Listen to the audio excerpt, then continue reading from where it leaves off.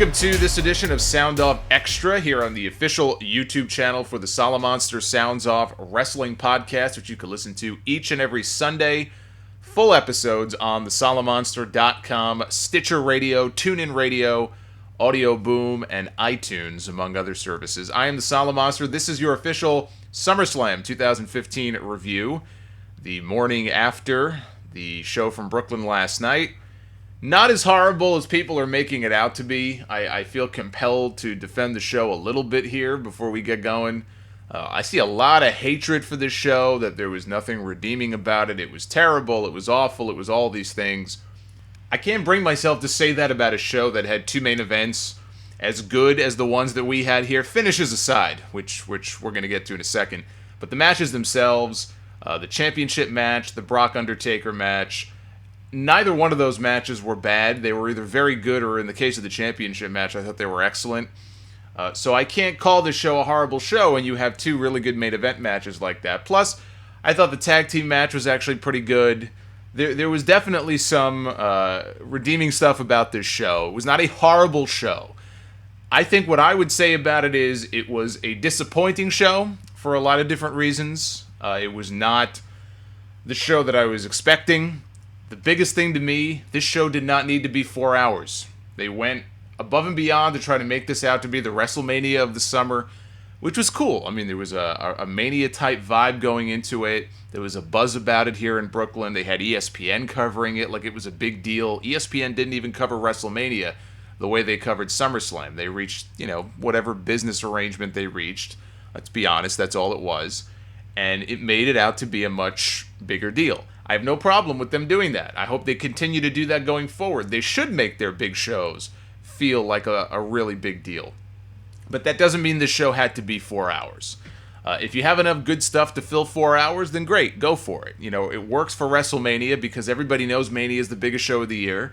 You have 80, 90,000 fans, whatever they've had before, whatever they'll have next year. Big crowd, big stadium atmosphere. They usually have a musical act. They don't have a whole bunch of, tag team matches up and down the card like you had on this show. You would think Teddy Long had a hand in guest booking the card here. I mean, that's how many tag team matches we had on this show. Whether it was Roman and Dean against the Wyatts, it was, Stardust and Barrett against Neville and Stephen Amell. You had a fatal four-way tag team match. You had a three-way Divas tag team match. It was like Tag Team City here on this show. And the undercard, for the most part, the undercard just kind of felt there. That to me was the biggest thing. It was very dull up to a certain point, and even the people I was watching with were getting very restless. I was getting very restless. I kept looking at my watch saying, man, we have a lot of time left here in this show, and there's a whole lot of nothing going on, and you shouldn't feel that way. So, and you have people who are going to compare SummerSlam to NXT TakeOver, which was a far superior show, don't get me wrong. And I was there in the building for that show. I wasn't at SummerSlam. Much better show, but TakeOver was also a 2-hour show. SummerSlam was a 4-hour show. So, in that respect, it's unfair to compare the two of them. I mean, you can compare them, I guess, in other ways. But believe me, if TakeOver was a 4-hour show, it would not have been nearly as good as it was. So SummerSlam was already handicapped by that. There was no way it was going to be able to compete with a shorter show. It's a lot easier to keep people's attention spans for 2 hours and make all the matches feel special when you have half the time. So to me, that was the biggest thing. This did not have to be a 4-hour show. And the other thing is, as good as the matches were in the main events, so Cena Rollins, Undertaker Brock, I liked both matches.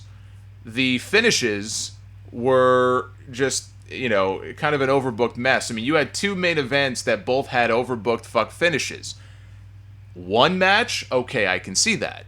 But to do that in the two matches that really were the only two matches that were worth a damn on the entire show. I mean, those are the two matches that were the most heavily promoted, right? It was the champion versus champion winner-take-all match, and it was Brock Undertaker, the match too big for WrestleMania. Apparently, it was too big for a proper finish, too. Like I said, you want to do it in one match, I can understand that. To do it in both, I was not a fan of that. I really was not a fan of the finish of either one of those matches, and that left a bad taste in my mouth when they went off the air. But, just to go back to the point I made, though, when you have a show like SummerSlam with two big main events, there is a right way and a wrong way to do it. So as good as the matches were, the finishes, it didn't ruin the matches, but it took it down a few notches. And they've shown that they can do this the right way before. So I go back to SummerSlam 2013, which in my opinion, and I still feel this way, at that time, that was the best SummerSlam show that they had in about a decade. I was a big fan of SummerSlam 2 years ago, and they had a big double main event on that show, right? It was Brock Lesnar against CM Punk, and it was John Cena against Daniel Bryan for the WWE Championship. And just like on this show, both matches delivered from a match standpoint. Those matches were fantastic. I thought Brock and Punk had the match of the year in 2013. And I say clean finish. I know Heyman was involved, but they had a decisive 1-2-3 finish with Brock going over. You had Cena and Bryan, which had what to me was a almost shocking finish, the way that Bryan won clean over Cena. And that's when they did the whole Money in the Bank turn with Randy Orton. That was the birth of the Authority. Which I 2 years later now, I've seen enough of the Authority. But at the time, I was a huge fan of that finish. There's kind of a right way and a wrong way to do a swerve. They did a swerve on the show last night with Jon Stewart, which we'll talk about. And maybe in the end it'll make sense. Right now, it doesn't make any fucking sense at all. But when they did that stuff 2 years ago, it was so well done. It was so well done. And I was just a big fan of how they pulled off those two main events at SummerSlam. You could even go back to last year. Look at last year's show. You had the big main event was Brock Lesnar and John Cena. Now, I know some people who absolutely hated that match because it was like a jobber squash match in the main event on a pay-per-view. I loved it because it was so unique, because it was realistic. They were building Brock up as this monster. Cena couldn't do anything to stop him. Nobody had ever seen a main event top-level guy in the company ever treated that way in a pay-per-view main event before. And they put Brock over strong, so they took full advantage of him breaking the streak, whatever you think of that, and they put the championship on him. So I was a fan of that, and they had some really good matches on the undercard too. They had the lumberjack match, I think it was, between Ambrose and Rollins, which I remember being one of the better lumberjack matches I've ever seen. Roman Reigns had, I think, what to that point was probably the best singles match of his career against Randy Orton. I remember that match being better than I thought it would be. So even last year's show, if I remember, I came out of it, pretty satisfied by what they had done, and they had delivered on their big matches. And I look at the two main events on this show, and as good as the matches were, I was just left scratching my head when they were over. And when the show was over, I was left feeling disappointed, even though when I look back, there was some good stuff on this show. And I think that's the biggest problem that, some people I'm sure just were not in love with the show at all, but I think some of the hate is a little overboard, which is not to, again, say that I was a fan of how things ended. So let's just go through the show here, and we'll go match by match. The one thing that was struck me, I should say, when the show started, and as somebody who was in that same arena the night before for NXT TakeOver, I like the fact that they used a slightly different stage setup for NXT. It reminded me a lot of the setup they have at Full Sail. They actually had two screens, like side screens, on the side of the big Titantron for the NXT show. I didn't see that at all at SummerSlam. All I saw at SummerSlam was the same fucking set that they use for every pay-per-view now. And I remember when they first announced that they were bringing SummerSlam to Brooklyn, I was kind of hopeful, hey, maybe they'll make the show look kind of unique. They'll have a Brooklyn. I didn't expect them to, go through the expense of having the big Brooklyn Bridge and everything like they did for WrestleMania a couple of years ago. But they could have put some creativity and some thought into it, and they didn't bother doing that at all. So that's what struck me. NXT had a more unique stage setup for their show than WWE had for what they claimed was their WrestleMania of the summer. So that was disappointing, because these shows just don't have any identity anymore. They open with Sheamus and Randy Orton, kind of like ripping off a Band-Aid. It's better just to get it over with. Anybody who listens to the Sound Off knows that this is not a feud I care to see.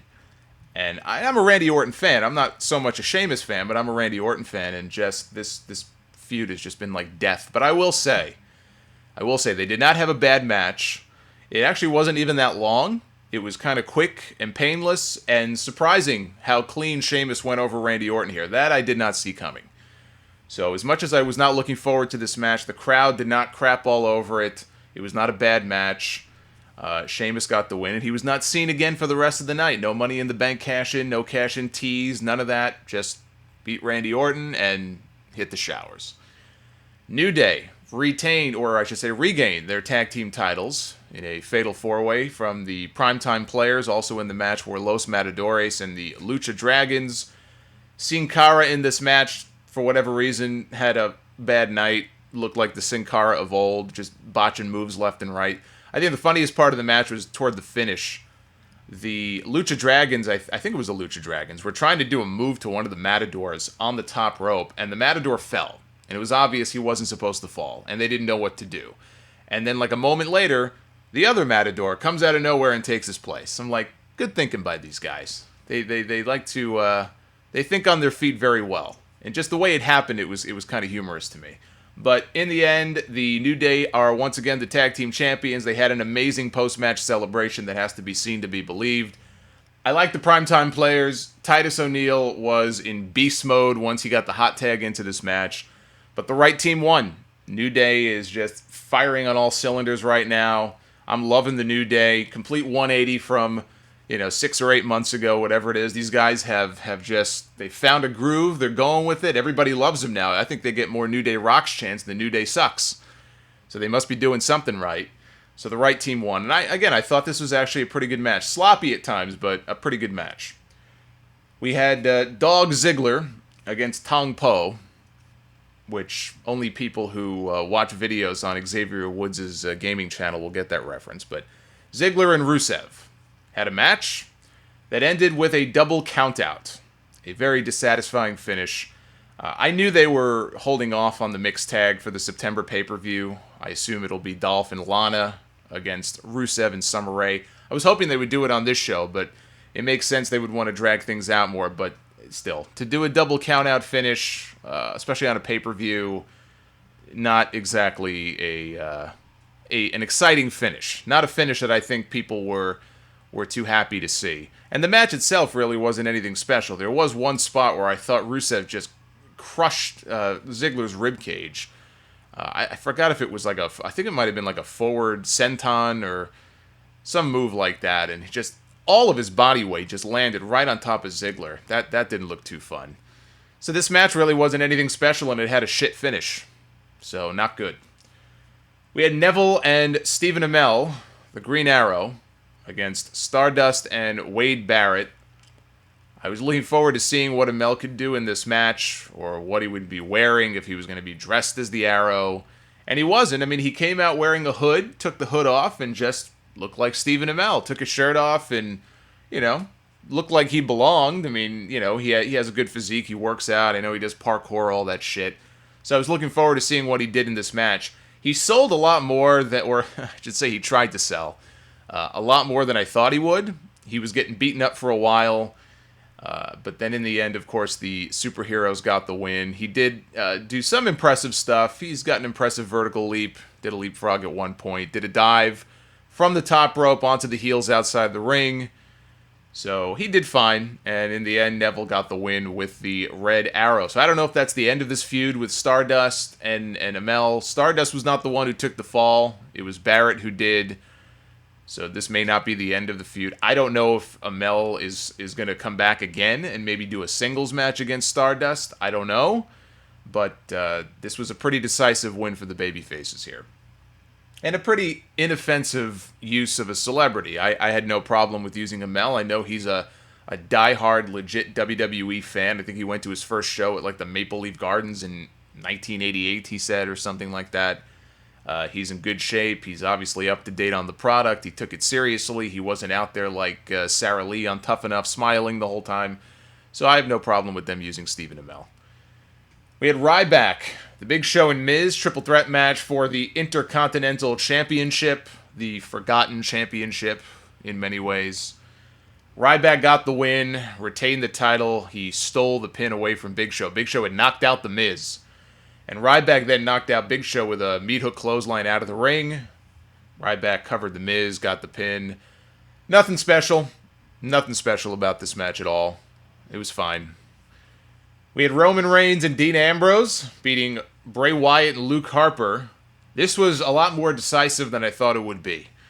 I think I had picked the Wyatt team to win anyway.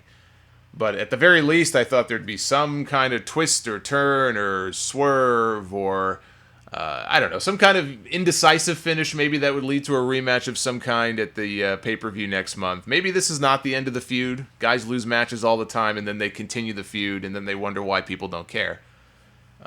You watch this match, and you have absolutely no reason to see Roman Reigns and Bray Wyatt ever again. And yet Bray Wyatt was on TV week after week saying this will never end, Roman. This is going to go forever. Apparently forever is 1 month. And they had the Doomsday Device on Bray Wyatt, double power bomb on Luke Harper, Dirty Deeds on Bray Wyatt, and then a spear for the win. Things got a little weird there at the end. Maybe that's kind of what they were going for. Just the way Ambrose was acting, I thought, oh, okay, maybe he is gonna turn on Roman Reigns, which I didn't think would happen on this show, but it was just, I don't know, his body language, it was kind of weird, but then they just went with the clean finish. So I'm not one to argue with a clean finish. I guess I was just expecting something that would prolong this thing, and it looks like it's over. We then had Seth Rollins and John Cena. Champion against champion, title for title, ripped right out of the Ring of Honor playbook. If you don't think WWE copied ROH with that idea, you're out of your mind. It's kind of like a couple of months ago. I don't remember if it was Money in the Bank or Battleground. It was one of those pay-per-views. And I think it had just come after maybe like a big Ring of Honor show. And if you watch a lot of big Ring of Honor shows, their pay-per-views, iPay-per-views, whatever, there are a lot of guys who will do apron moves. So they'll take slams on the apron, they'll do moves on the apron, and the apron is, it's got the least amount of give. It's the hardest part of the ring. It's a dangerous part of the ring to be doing moves on, especially if you don't slam somebody just right or take a bump just right. You can hit the edge of the ring and fuck up your back or fuck up your neck. And you see a lot of that in Ring of Honor. And all of a sudden, there was a WWE pay-per-view about a month or two ago where I swear to you, if not every match, almost every single match on that show had some kind of apron spot or apron move. Like on this show, we had Bray Wyatt giving Roman Reigns that the Uranage, the rock bottom on the ring apron. That's about the only, or one of the only apron moves we saw. This pay-per-view, whichever one it was like every match. Like at least 5 times over the course of the show, we had guys doing apron moves to the point where it was noticeable. Like I commented on it, and then I went and everybody else was commenting on it. And it had come after like ROH did the same thing. It's obvious that they pay attention to what Ring of Honor is doing.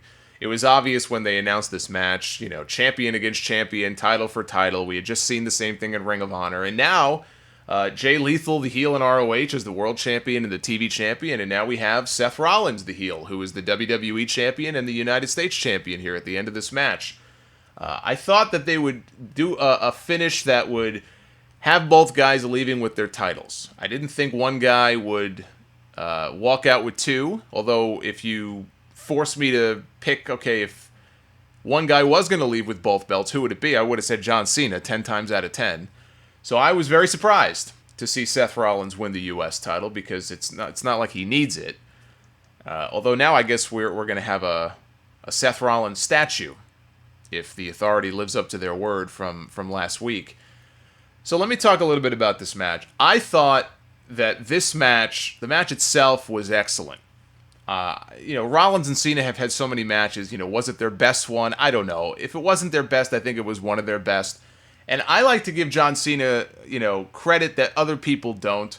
People love to crap on John Cena, and believe me, there are good reasons to crap on John Cena, but people are so over the top with their hatred of John Cena that even when he goes out there and he has a great performance or he has a great match, it's always the other person's fault, if that's even the right word, why the match came off so well. Or it wasn't Cena. Cena was carried by the other person. It's always somebody else other than John Cena. Not realizing that you have 2 guys in the ring, right? It takes 2 to tango. Both guys get credit.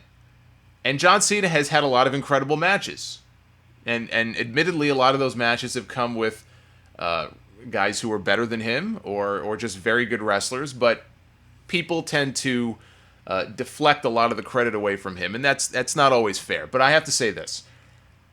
Cena did fine, John Cena was John Cena. This was the Seth Rollins show here in this match. Seth Rollins was 85 to 90% of this match. He went out there, and he was like fucking Shawn Michaels out in that ring.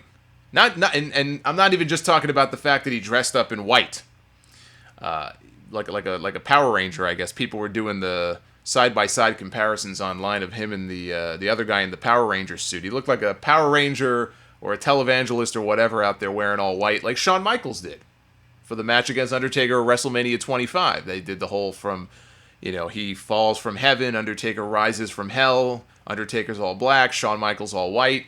Rollins came out wearing all white for the occasion, for SummerSlam. And like Shawn Michaels, he went out there and he stole the fucking show. I mean, and I'm so happy. I actually said this a couple of weeks ago on my podcast. About 2 weeks ago, I think it was episode 396. I said Seth Rollins gets crapped on a lot by a lot of people because he comes out and he cuts those boring 20-minute droning promos at the start of almost every episode of Raw.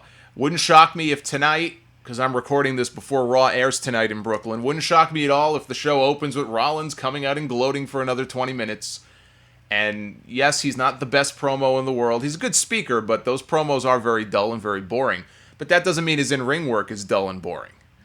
And maybe as a heel, he has to kind of tone back some of the flashier stuff. You would never know it tonight, or last night, I should say. He came out, and he was doing all these moves that were getting big pops from the crowd. He was doing the Phoenix Splash. He did, at one point early in the match, he did 3 consecutive dives onto Cena outside the ring. He looked like the Seth Rollins of old back when he was doing the babyface shtick in the Shield. And he had one of the best babyface comebacks in all of wrestling when he was in the Shield, and when he would go crazy, like get the hot tag and go crazy, there was nobody better at it than Seth Rollins. We saw some of that in him on the show last night. The guy was going crazy, and he was getting cheered, which we knew he would anyway because New York hates John Cena. Then again, Massachusetts hates John Cena, and he's from there. But this guy, he really, I think, just doesn't get enough credit because he is the closest thing that WWE has to Shawn Michaels today. He is, in my opinion, he's the best performer in the entire company. Pound for pound in the ring when it comes to, putting on a performance like this. Maybe people are just used to seeing him and are getting tired of him, or they think, oh, the authority and the promos, and they kind of just lump it all together. I said it 2 weeks ago, and I'll say it again after last night. This guy is the best performer they have in that entire company. And he proved it in that match against John Cena. So Cena did fine, but this was the Seth Rollins show here at SummerSlam. John Cena did his usual springboard stunner. I have to mention this. I felt like taking an entire, point and a half off the entire pay-per-view just for this one spot alone. He did the springboard stunner, as usual, every now and then. Okay, a broken clock is right twice a day. Even a blind squirrel finds a nut every now and then. John Cena will, on occasion, hit a decent-looking springboard stunner. This was not one of those nights. He went for the move. He somehow missed. Again, the camera was right there. He was trying to grab Seth. He didn't even really have Rollins. It was one of these ghost stunners that he sometimes does. Steve Austin couldn't contain himself. He went on Twitter, and his issue was the fact that he used the springboard stunner, and it had no effect. So Austin goes and he tweets, he says, springboard stunner equals 0 effect. And I've heard Austin on his podcast before. That's his biggest issue. It's not that he hates the fact that John Cena is using a variation of his move. It's the fact that he's using a version of the stunner as a setup move that doesn't mean jack shit. It doesn't do anything. He never wins any matches with it. He busted it out. It was maybe midway through the match here. So that's Austin's biggest issue with it. My biggest issue with it is that it fucking sucks, and it looks stupid. So I can appreciate the fact that John Cena is trying to incorporate a new move into his arsenal. Why he went with this one, I'll never know. I don't know. I would love to know the genesis of this move and how that conversation came about.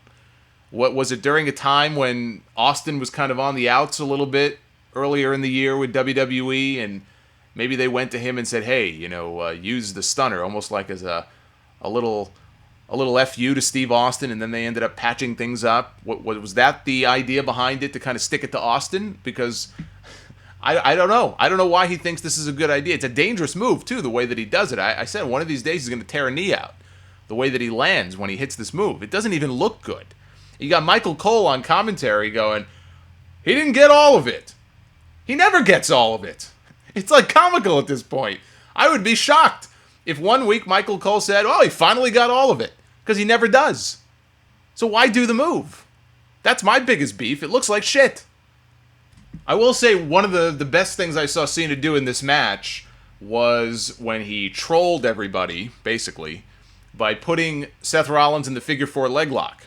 So he was using Ric Flair's own signature move to try to win his 16th championship to tie Ric Flair's record. I did like that. Whoever's idea that was very clever. And Rollins ended up reversing that back on Cena. So the finish here was Jon Stewart runs out. Jon Stewart was there to host the show. We saw Jon Stewart open the show doing a stand-up comedy routine in the ring with Mick Foley.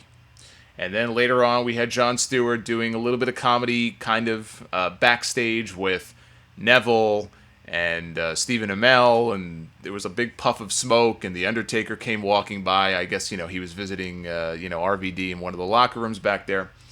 And then there was another segment where Stewart actually was kind of almost cutting an impassioned promo about him being a pro wrestling fan and everything. He had tried to go interview Brock Lesnar, and Paul Heyman opened the door, and anyway, they had a back and forth. So we had seen Stewart 3 different times with, 3-4 different people on the show already. Stewart runs out with a steel chair. And he teases that he's going to go after Seth Rollins because he's had issues with Rollins before, and Rollins has guested on The Daily Show, and they've, Stewart even guest hosted Raw, or was a special guest on Raw earlier in the year when Seth Rollins did the whole mock Daily Show setup, and Stewart was out there cutting a hell of a promo, actually. So there's a little bit of a history there. He's looking at Rollins. Then he kind of teased going after Cena. He stopped himself, went back toward Rollins. Cena gets up. Cena had been kneed in the face, so he was holding his face. And Jon Stewart takes the chair, and he buries it in Cena's gut. Gives him a gut shot with the chair. Throws the chair down, and then maybe remembers I wasn't supposed to do that. Picks it back up.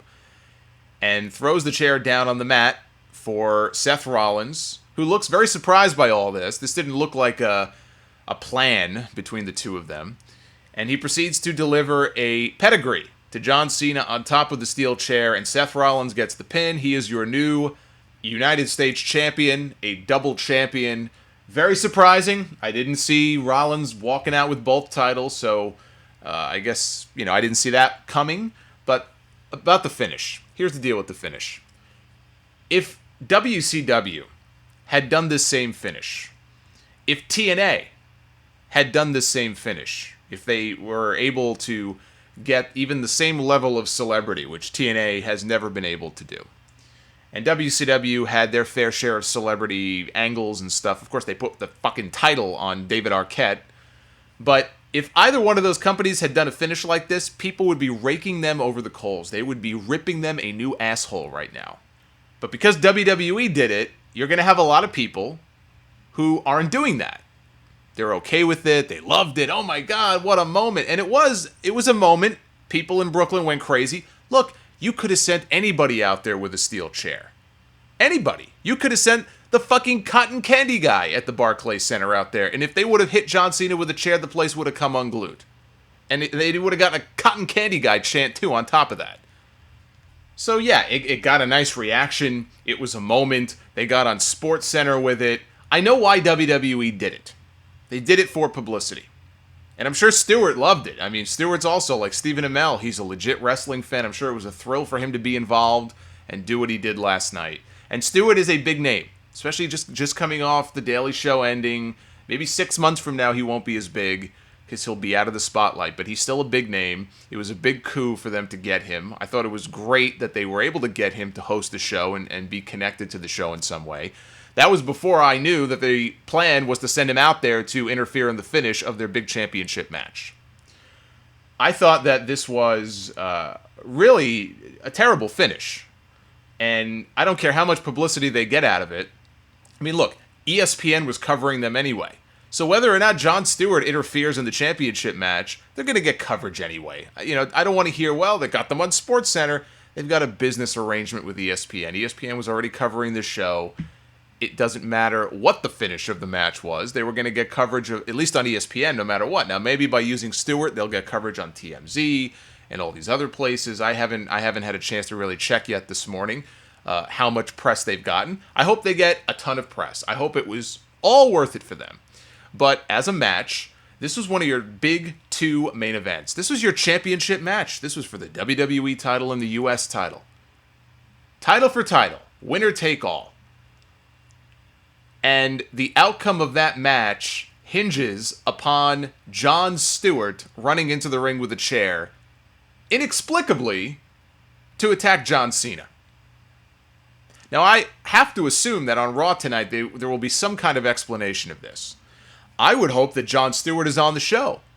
In fact, with the finish they did, Jon Stewart better be on most of the shows going forward, which I don't expect him to be. But that's the only way they could justify doing this finish. The only way they could really honestly justify doing this finish is by having Jon Stewart all of a sudden be to Seth Rollins what, Andy Kaufman was to all the heels in Memphis when they were going up against Jerry Lawler. And have Jon Stewart show up on TV at least some weeks to second Seth Rollins and be in his corner maybe for some big matches and almost, not that Rollins needs a mouthpiece, but, when we saw Jon Stewart on Raw earlier this year, he cut a better promo than 90% of the roster. He was fucking great. I know, big surprise. A guy who's been on television with a talk show for 16 years is a good public speaker, but he was very, very good and very comfortable in that atmosphere to the point where it was like, wow, if we can get this guy on the show more often to do stuff like this, that'd be pretty cool. Do I expect that to happen? Absolutely not.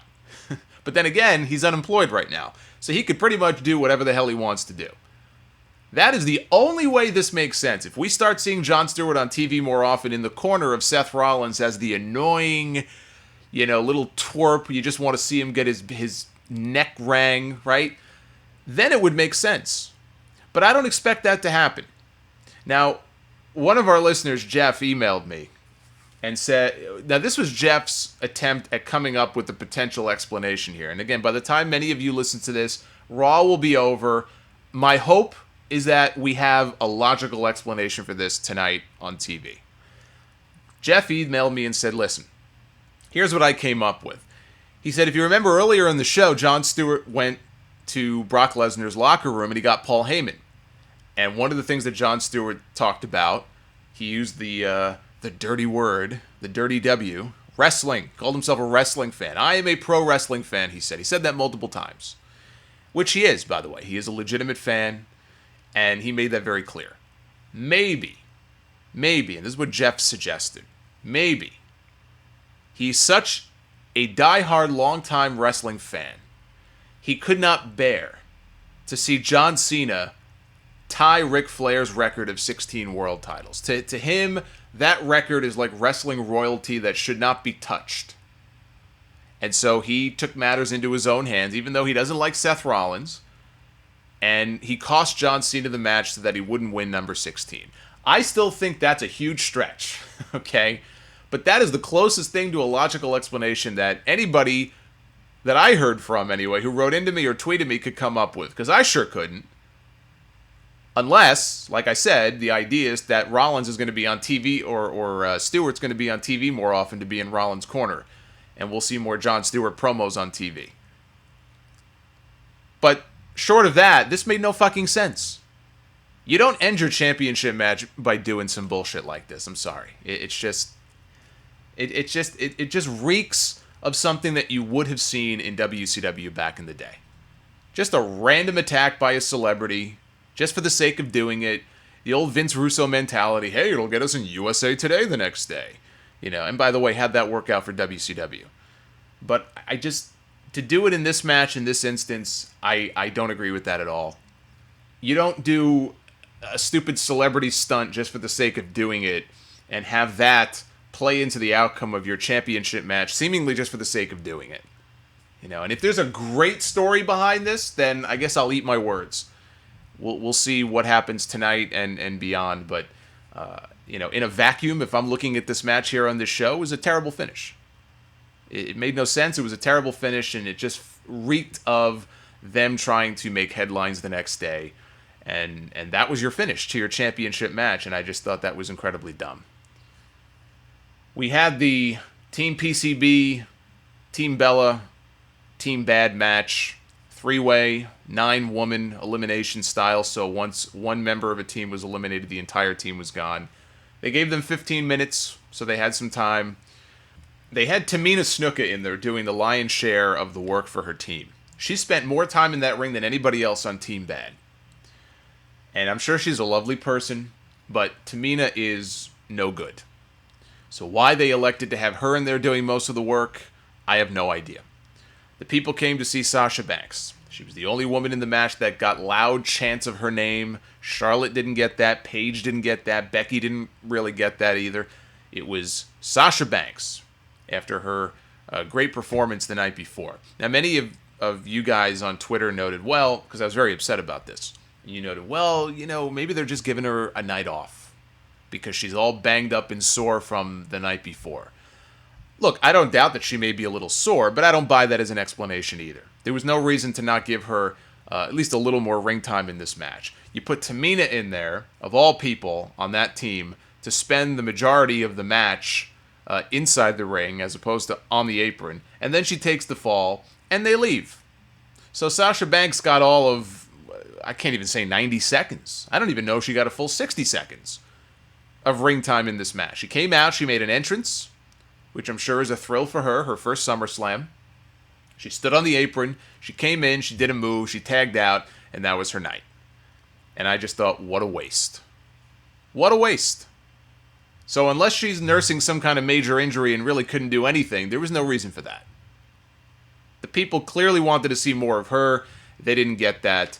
It was a complete waste of a match for Sasha Banks. Not a waste of a match in general. The match itself turned out to be okay. They did, a spot in the match where women were doing dives onto each other outside the ring. There was a big pile of women on the outside, and Paige and Alicia Fox were up top, and she kind of shoved Alicia off into the pile. They all fell.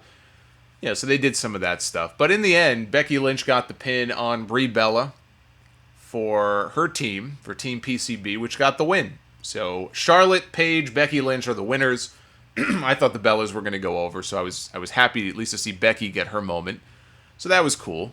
But Sasha Banks and the use of Sasha Banks on this show, absolutely a complete and total waste. Complete and total waste. The old man, I give credit to Triple H because the old man just has no idea what he's doing anymore. I'm convinced of this. Kevin Owens against Cesaro got the spot on the show that would normally go to the women, the so-called pre-main event death spot. And they did the best they could with it. I thought they ended up having a pretty good match. Kevin Owens got the win with a fisherman buster suplex off the top rope and then a pop-up powerbomb for the pin. Kevin Owens had to win this match after losing the night before in the same building. That's why I predicted, he was losing a takeover, which I think most people probably figured. But he was winning on this show because you just, I guess you could, but you really shouldn't be having him lose two big matches back-to-back in the same building. So he got a nice win for himself here on this show. They didn't steal the show like I thought they would. Maybe if they would have put them on in the opener instead of Orton and Sheamus, these guys would have gone out there and with a hot crowd, first match, maybe they would have torn the house down. But it was still a very good match. And then we had the main event. Brock Lesnar against The Undertaker. The match, too big for WrestleMania, we were told. Here are the things I really liked about the match. I thought overall the match itself, the work and everything, very good. This match was a lot better than I thought it would be. Undertaker took a lot of abuse from Brock. He took multiple suplexes from Brock. He didn't turn into a pile of ash and dust like I feared he might. He took the abuse. He gave it right back to him. He hung in there with him. It just goes to show you, in that match they had a year and a half ago at WrestleMania, he got his bell rung, Undertaker did, and had one of the worst matches I've seen him have in years. That match was total shit, the match at WrestleMania 30. He's had a couple of matches since then. He's looked a lot better. In fact, literally looked a lot better, not just in the ring.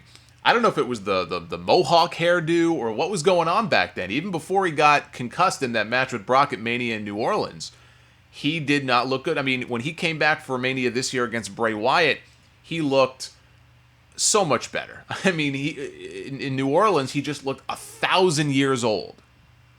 This year at WrestleMania, he only looked 500 years old. But a year and a half ago, he looked about 1,000 years old. So he's looked better since coming back. I don't know if it's the hair. I don't know what it is. So The Undertaker looked pretty good. He was moving around, okay. And hung in there with Brock. And I thought that this match had the potential to be a snooze fest because you have two guys in there, two very big guys, right? And you have Brock, whose whole gimmick is that he throws people around. I didn't know how much of that Undertaker could take. I knew he wasn't going to take 16 like John Cena did, but could he take one? Could he take two? I didn't know. He answered all of those questions. He hung in there with Brock. He had a fine performance, as good of an Undertaker match as you're probably going to get these days. And Brock did his thing, and I loved the moment of the night. The best moment of the entire show, of anything on the show, came in this match. They did a spot where both guys were laid out. Brock sat up, and he did this, I think, in their match in New Orleans as well. Actually, I take that back. I think he did this in the match. Was it with Undertaker? Was it with Undertaker or Cena, where Brock kind of rose up and he was laughing? I think it was in the match with Cena last year at SummerSlam. So Brock is sitting there and he's laughing. He's got blood on his face. And Undertaker does his sit-up. Turns, looks at Brock. Brock doesn't look scared, which I liked. I liked the fact that we didn't get like a pussified version of Brock Lesnar here. He looked right back in the Undertaker's face and kept laughing. And Undertaker then said, oh yeah, okay, well. He starts laughing. So now you got Brock sitting there laughing. You have Undertaker sitting there laughing. And then you have Michael Cole, who almost single-handedly ruined it by telling us, what a moment! And that's one of my biggest pet peeves when it comes to commentary these days. And Michael Cole is not the only person who does this. Matt Stryker is guilty of it.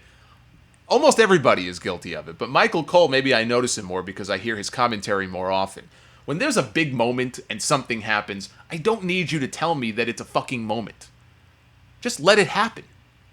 Even Jim Ross. Jim Ross, I'm sure, would do that every now and then. He would mention, oh, this was a WrestleMania moment. But more often than not, he wouldn't throw it in your face. Like, you knew that it was a moment. When Austin and Tyson had their pull-apart, you didn't have to listen to Jim Ross for 2 minutes straight on commentary, talking about what a moment this was. This was a moment in time. What a moment. Like, just let it be. Just let it be. I don't need you to tell me that it was a moment. It takes me out of the moment when you do that. So, a minor thing. It's a minor pet peeve. That I thought was the best thing on the entire show. And of course, it's since become a meme sensation online. The image of Undertaker laughing, which is not something you see very often. But anyway, so they did that. The match went on, and here's where the controversial finish came into play. Brock Lesnar has the Undertaker in the Kimura lock. He's got him down on the mat. And he's kind of pushing his weight against the Undertaker, almost like he's trying to pin his shoulders to the mat. And the referee counts one, but then, realizes his shoulders aren't fully down. He counts one, but the bell rings. And everyone's all confused. I'm confused. I'm thinking, oh shit, they're doing a Montreal screwjob in this match at SummerSlam. They can't let this finish go. So the referee, who's Little Nate, Charles Robinson, he looks over at the timekeeper and says, what are you doing? I didn't tell you to ring the bell. Only I can tell you to ring the bell. And Paul Heyman is looking. Everybody is looking toward the timekeeper, and Brock thinks he's won the match because, he thinks that Undertaker tapped out. Undertaker, as all of this is going on, comes up behind Brock Lesnar and gives him a classic Ric Flair style low blow. So he didn't use the dick kick here on this show. He used a different variation of his new favorite move. And from there, he put Lesnar in the Hell's Gate submission. Lesnar flipped off the Undertaker while in the hold, which is not the first time that somebody has flipped off the Undertaker. I actually just talked about this in the mailbag portion on Sound Off 397 this past weekend. If you remember back at the Royal Rumble many years ago, almost 20 years ago, it was Diesel who cost Undertaker the championship and then flipped him the bird. So here we are all these years later, and Brock Lesnar is locked in this hold. He's flipping off the Undertaker, and then he starts to fade, and he just almost right after he's flipping him off, and then he just kind of passes out, and the ref just calls for the bell. Bell rings, they play Undertaker's music, and he is announced as the winner by submission. And people were very confused. Once the Undertaker's music started playing, he got a huge reaction, but You could tell there was a lot of confusion about what had just happened. The finish fell very flat, I think, in that way. Now, they showed the replay, and this is the key here. Because we couldn't see it, most of the people in the building couldn't see it. Apparently, the only people who saw it were, I guess, I don't know if Lesnar saw it, but like Heyman saw it. The fact that Undertaker was tapping out, and the replay showed that. The replay showed the Undertaker in the Kimura lock. The referee, who had just counted one, could not see on the other side that the Undertaker was using his right hand to tap out. He was furiously tapping out. And Brock thought he had won the match, which is correct. Brock Lesnar did, in fact, win the match. When the match was over and Undertaker left, Paul Heyman got on the mic. He said, no, no, no. The winner of this match by submission, by tap out, is the Beast, Brock Lesnar. And they played Brock's music and he left. So very underwhelming finish. It just felt like they were setting something up there. I mean, the finish itself was underwhelming, and then when they cut Taker's music and Heyman got on the mic, I said, all right, well, something's going to happen here. And nothing happened. So the whole thing to me, as a viewer, just fell very, very flat. It was confusing. I know why they did it. Clearly, they're going to set up a third match between Undertaker and Brock. I would presume that'll be at WrestleMania next year. If that's the case, I don't know why you wouldn't have just had Brock beat The Undertaker a second time and then have Undertaker come back in Texas next year where he's, the hometown boy, and challenge Brock to a third and final match in their trilogy and have Undertaker finally get the win, fairly get the win. Now they're 1-1, and I guess there'll be a third match at some point. But the way they did this was very disappointing. It was very disappointing the way they did this. To me, it didn't come off maybe as well as they would have liked. Maybe it did. Maybe they were super happy with it. But I can tell you, based on the feedback that I've been getting from a lot of you guys, there were a lot of very unhappy people when that pay-per-view was over, and you can count me among them. Just the fact that we had two really good main event matches on this show, both of which were marred by fuck finishes of some kind. You want to do that in one match, like I said, okay, fine. To do it in both, to me, really brought it down a few notches, which is a shame because I really did like the match. I thought Undertaker looked pretty damn good. And I'll tell you what, again, what they're going to do tonight on Raw, I have no idea. Maybe, from what I've heard, the rumors, the scuttlebutt, is that they're going to set something major up tonight for WrestleMania. Now, does that mean they're going to go ahead and maybe not make it official, but they're going to tease the next Lesnar-Undertaker match for WrestleMania next year? They're going to do some big angle on the show tonight. Is Sting going to come back? I mean, Sting was certainly not on this show. He was in town. He was in Brooklyn for some signings. I know that they flew him out to Chicago right after to go to Wizard World. Doesn't mean they couldn't fly Sting back in to be on Raw tonight as a surprise. I guess we'll find out. But my whole thing is this. So they did the finish that they did. It was a disputed finish. It was meant to create controversy and get people talking. I guess in that respect, hey, they got what they wanted. Unfortunately, they sacrificed a little bit of quality there because you have a lot of people who are not looking at SummerSlam as highly as they would have had they gotten a more decisive finish here. People are just, crapping all over the show, largely, I think, because of that finish. It was not a satisfying finish at all. But you think to yourself, okay, this is a company, they love to talk about how they tell stories, right? And I had somebody else on Twitter actually write into me about this and say, well, this was Sean, by the way. Shout out to Sean on Twitter, who said, this was just Act 2 of Undertaker's retirement story, which is why Sean is okay with it. He says, it's clearly the direction they're headed in here. Undertaker was a guy who had to use the low blow. He scratched, he clawed, he had to cheat, he did whatever he had to do to get that win, but he realizes that he was a beaten man because he did tap. It was very plain as day on the replay. He did tap out, and Undertaker realizes that, and this is all going to culminate with his retirement and probably a third match with Brock in Mania next year. That may be what happens. I mean, maybe Sean is right. Maybe that's exactly how it all goes down. It is, they are telling stories here. And you're not always going to get a nice big bow at the end of the story, at the end of every pay-per-view. I get that. I just feel like there was a different way to do it. The way they did it was very underwhelming. It sucked. I didn't like it. And it brought the match down, a couple of notches for me.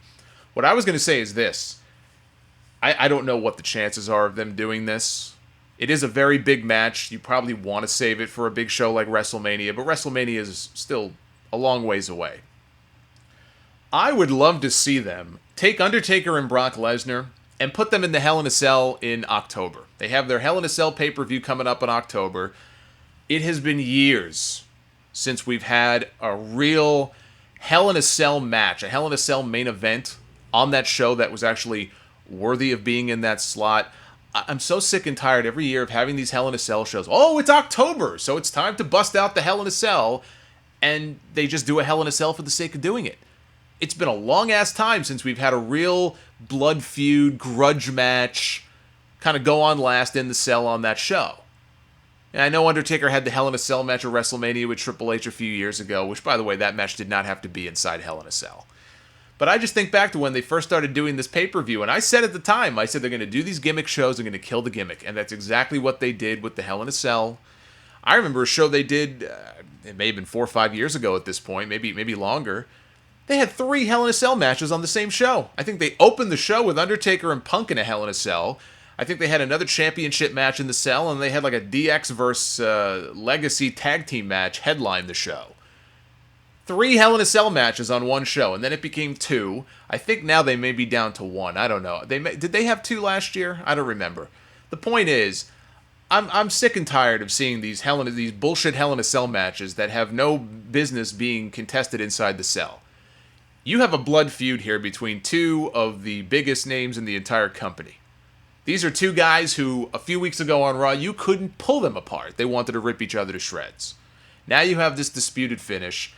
I would almost be okay with it. It doesn't make the finish any more exciting or any better, really, but I would almost be okay with it if what it led to in a couple of months was a Hell in a Cell climax between Brock Lesnar and The Undertaker. These 2 guys have actually had a Hell in a Cell match many, many years ago. It was very, very bloody, and they were also much younger than they are now. So you do run the risk of putting them back in the Cell and then not having it live up to those expectations of the match they had, 13 years ago, whatever it was.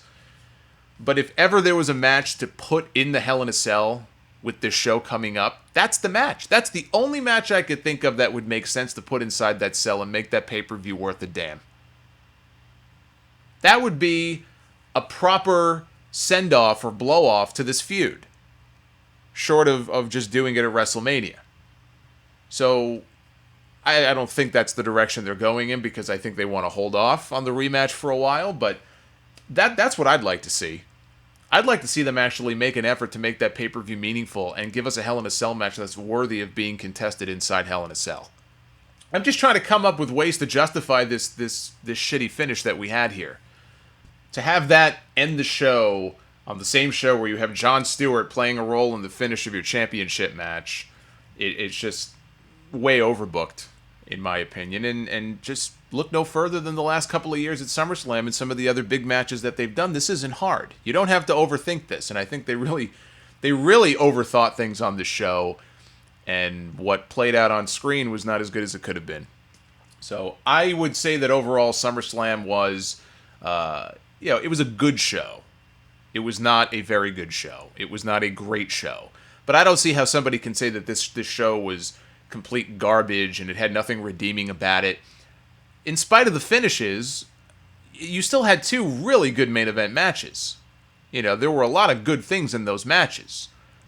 And the tag match on the undercard, I mean, there was some good stuff on this show. I have to at least defend it in that way here. But compared to, TakeOver the night before, and like I said, I mean, it's a little unfair because TakeOver was half the amount of time this show was.